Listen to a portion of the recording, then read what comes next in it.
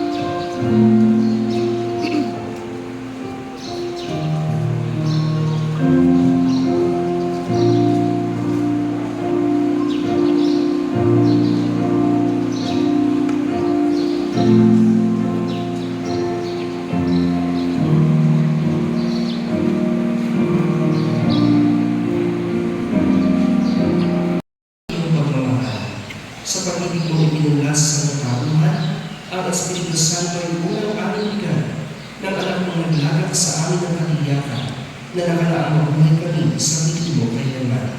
Kaya kaisa ng mga anghel na nagsisiawat ng papuri sa iyo nang walang humpay sa kalangitan, kami nalulunod sa iyo katapihan.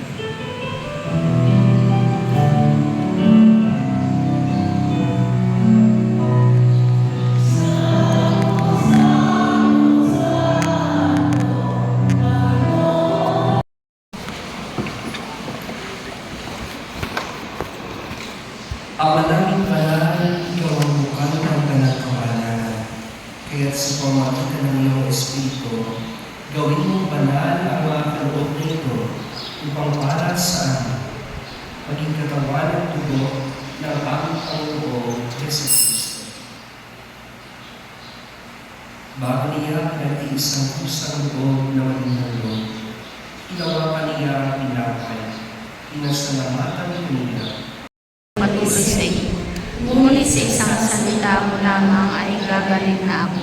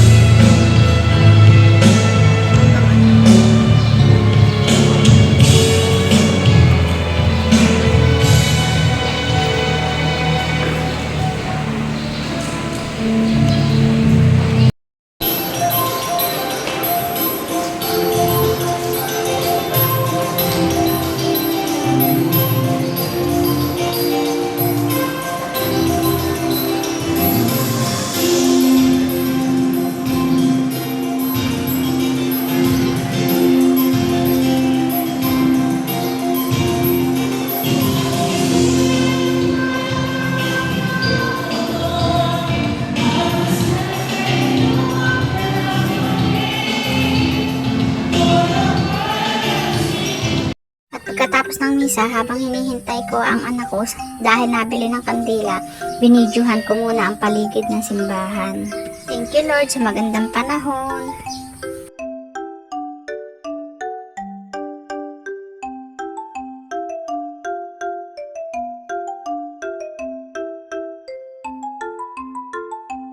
Pagkaalis naman ng simbahan, nag-aya ang kasama ko at maglulumi daw. Nagutom ang mangyan. Yung akala niya picture, video naman. Todo post pat ngiti.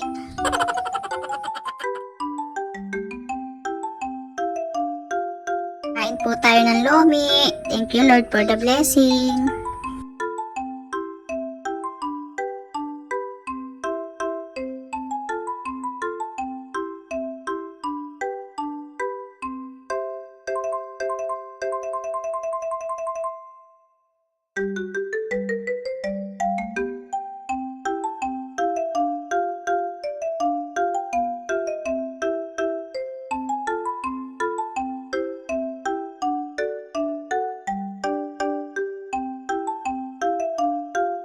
Hanggang dito na lang po. Sana nag-enjoy kayo.